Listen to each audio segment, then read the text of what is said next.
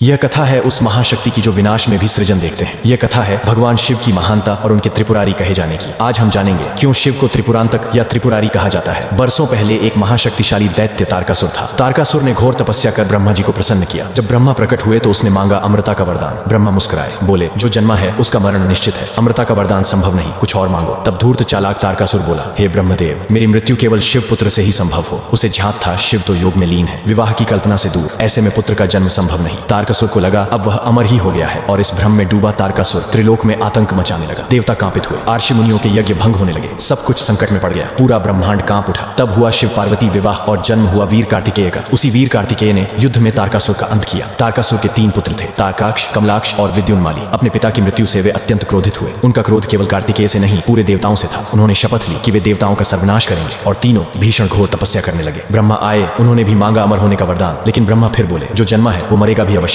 अमर होने का वरदान असंभव है। अब आई चालाकी की घड़ी। तीनों असुरों ने मिलकर एक असंभव सी शर्त रख दी। उन्होंने कहा हमें 3 नगरों का वरदान दीजिए, सोने, चांदी और लोहे के 3 उड़ते हुए नगर जो आकाश में सदा विचरण करते रहे और हमारी मृत्यु केवल तब हो जब कोई एक ही बाण से इन तीनों नगरों को एक साथ भेद दे। अब उन तीनों भाइयों ने सहायता ली मायासुर की, जो दैत्य शिल्पकला का अद्भुत चतुर था। मायासुर ने बनाया 3 भव्य उड़ते हुए नगर, स्वर्णपुरी, रजतपुरी और लोहपुरी। तीनों नगर एक साथ कभी एक रेखा में नहीं आते थे। अब शुरू हुआ अत्याचार और तांडव। तीनों असुरों ने तीनों लोकों में हाहाकार मचा दिया। यज्ञ विध्वंस, स्त्रियों का अपमान, अर्षियों की तपस्या भंग। ऐसा प्रतीत होने लगा मानो सृष्टि का अंत निकट हो। देवताओं के पास कोई उपाय नहीं बचा। वे दौड़े भगवान शिव के पास कैलाश पर्वत पर। भोलेनाथ ध्यान मग्न थे। देवताओं ने कहा प्रभु यह विनाश कब रुकेगा, उनका अंत कैसे हो सकता है? तीनों नगर कभी एक रेखा में नहीं आते, एक ही बाण से तीनों को भेदना असंभव है। शिव मुस्कुराए, बोले 1000 वर्षों में एक क्षण ऐसा आता है जब तीनों नगर एक रेखा में आते हैं। उस क्षण विनाश संभव है, लेकिन शिव को चाहिए था एक दिव्य अस्त्र। इन असुरों को कोई साधारण अस्त्र नहीं मार सकता था। तब बनाया गया भगवान शिव के लिए वो महादिव्य रथ, जिसका एक एक अंग स्वयं ब्रह्मांड के तत्वों से बना था। सूर्य से चक्र, चंद्रमा और पृथ्वी से पहिए, धनुष हिमालय की मेरु छोटी से निर्मित और बाण, वो बाण कोई साधारण अस्त्र नहीं था। वो बना भगवान विष्णु के तेज और तप से, जिसे कहा गया त्रिपुर विजयी बाण। अब समय आ पहुंचा था उस एक अद्भुत क्षण का, जिस क्षण की प्रतीक्षा सहस्त्र वर्षों से की जा रही थी। जैसे ही वह क्षण आया जब तीनों नगर एक रेखा में आए, भगवान शिव ने खींचा अपना धनुष और एक ही बाण से तीनों नगरों को भेद दिया। तीनों नगर ध्वस्त हो गए, त्रिपुरासुरों का अंत हुआ, आकाश में जय घोष हुआ। देवता, ऋषिगण और ब्रह्मा स्वयं उपस्थित हुए। सभी ने हाथ जोड़कर नमन किया। आप ही हैं धर्म के रक्षक,